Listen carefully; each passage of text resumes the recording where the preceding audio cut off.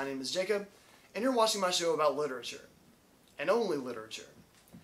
The inspiration for the character of Sherlock Holmes is not so much of a mystery as it is an extraordinary account of how Sir Arthur Conan Doyle's detective hero was shaped by a select group of uncanny men whose stories, by themselves, would warrant an independent examination of their own.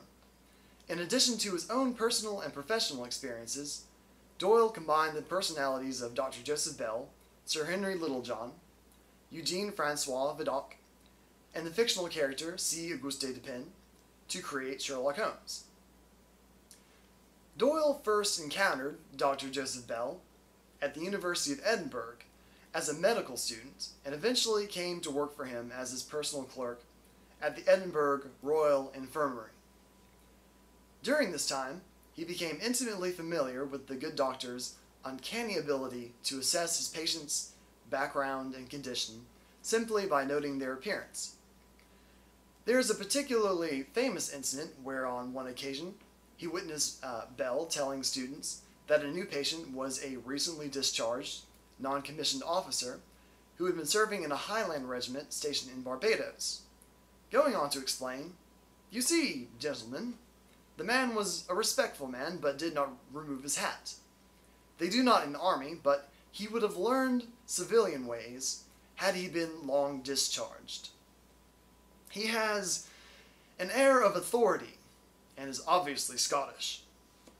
As to Barbados, his complaint is elephantitis, which is West Indian and not British." Now, why does this sound familiar? Well, if you were to say that it is because there is a passage in A Study in Scarlet where Sherlock Holmes correctly tells Dr. Watson about his military history, you would be exactly right. Let's compare the passages. Holmes states that the train of reasoning ran, "Here's a gentleman of a medical type, but with the air of a military man.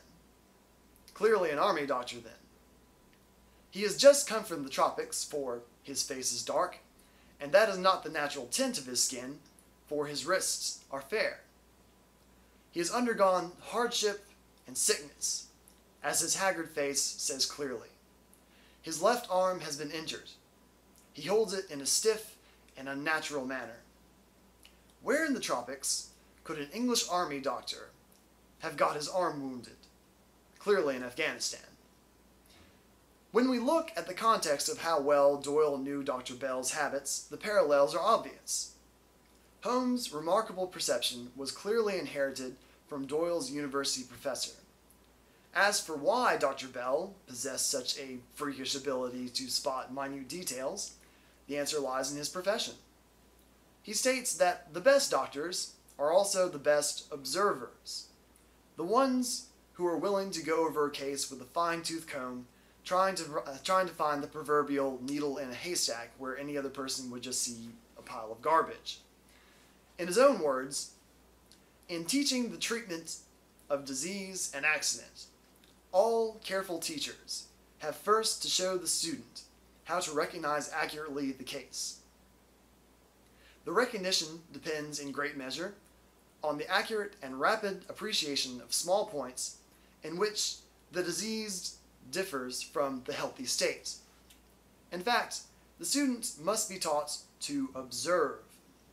To interest him in this kind of work, we teachers find it useful to show the student how much a trained use of observation can discover in ordinary matters, such as the previous history, nationality, and occupation of the patient.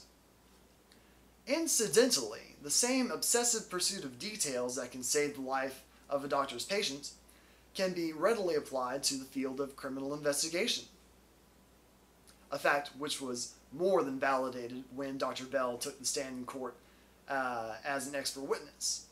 Evidently, his notoriety extended far beyond the classroom.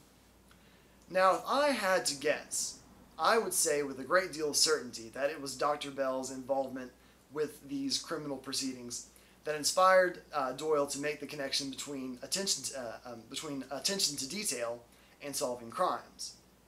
Clearly, he wished to honor his mentor with a literary figure who possessed such a phenomenal ability and used it for the betterment of his fellow man.